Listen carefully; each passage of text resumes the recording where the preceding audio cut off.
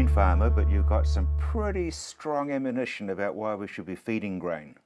Absolutely, Rob. I just heard this last week that the average empty dairy cows in the South Island is 16%. Now, by anybody's language, that is a very, very expensive thing to have to carry on your farm if you're a dairy farmer, is empty cows. And so you'll be carrying those basically for a year, eating food, and they're no use to you, no productivity whatsoever. Well, most of them will have their heads cut off. Well, some of them will, and in fact farmers have been encouraged by their bankers and accountants and people like that to actually look into their herds earlier on and to cull those doubtful cows, those older ones, the ones that are not performing, who farmers measure their cows so they know which ones are and aren't, and they should be gone. So these empty cows that are still on farm now are some of the better stock, which is quite a shame. Now farmers will probably have a choice now with these empty ones, yes, to cut their heads off or to carry them eating grass for another year. Now, surely some of that has been brought about by perhaps the feeding of palm kernel, which is just good for keeping cows alive in a drought and keeping grain farmers honest. Yes. And at the moment, grain farmers are very honest. Very because, honest, yeah. The prices come right back, and they've got a really powerful product there, a really good feed. And dairy farmers know this, but of course with the cash outflow and so forth for buying it, have been encouraged to produce on farm or not to have the money go out.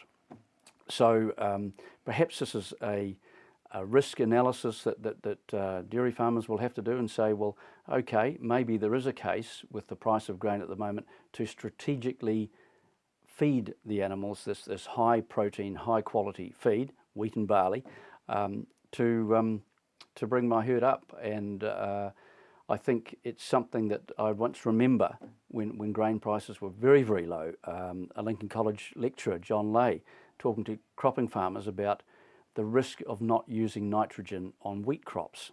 And he was able to prove a case where the money spent on growing those crops properly with nitrogen was a risk mitigation rather than going in and risking a low yielding crop. So these are the sorts of things that perhaps some dairy farmers need to look at and say, okay, let's have a look at the big picture. Let's just not get insular and do everything on our farms and think we've got everything, because you don't have top producing grass and pastures all year round when you need them. So what I'm advocating is the strategic feeding of grain to help with the mating process. So you're advocating that it's the lack of nutrient, if you like, in palm kernel compared to grain? Well, possibly, and even low quality pasture.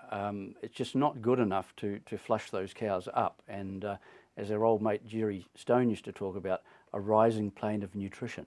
Indeed, because that's what you need. Absolutely, yeah, approaching mating time, and it's all about ovulation, and there are some other factors, of course, you know, the seasonal factors, there's that 16%, Dennis, is that an average?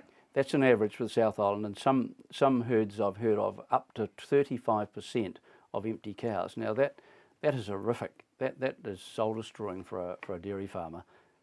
Yeah, right. Yep. Changing the subject, now is the time when you bounce barley grass. You bounce barley grass. Certainly April, May is the time when you can't see barley grass, but it's the time when you need to spray it. So it's those areas that have seeded barley grass, when the little seedlings are almost impossible to see in the bottom, is the time to put your ethofumicate, your Nortron on, which will give you season-long control, and in fact in the spring any seedlings it will control them too. It's reasonably residual. It's a wee bit hard on white clover, and you may have to re-drill some white clover into those barley grass areas. Doesn't do anything for white clover either. No, not at all, and doesn't do anything for animal pelts and wool and everything else. Exactly. We hate the stuff. Yeah. Yeah. Thistles. Thistles, February, March is the time for topping thistles. I'm talking particularly Californian thistle, where when you top it, you'll find that it's got a hollow stem leading into the ground. Well, the theory behind it is that you open up that hollow stem to water, to rain, to go down the stem and to rot the thing out from the inside. Now that's assuming you get some rain or you've got irrigation to put on it. But the topping time for sort of a cultural control of Californian thistle is February, March, and we're fast running out of time, but the thistles are still there, so top them and allow them to be rotted out by moisture. Exactly. Yep. Speaking of moisture, we don't have much of it around at the moment, but slugs is a winter problem. Slugs is a winter problem, an autumn problem.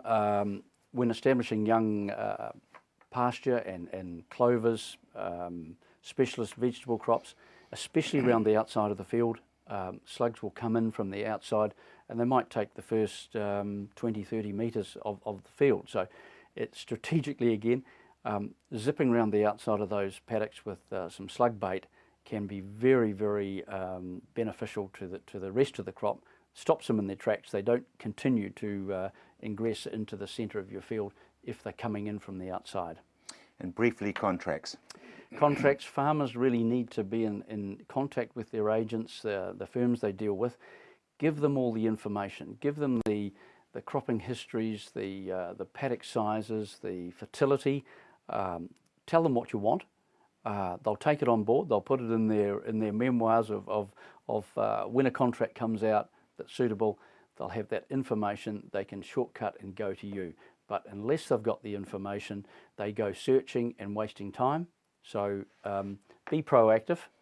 Talk to your main men and give them the info. Tell them what you want. You mightn't always get it, but you've got to start somewhere. You have to start somewhere. Dennis, thank you very much indeed.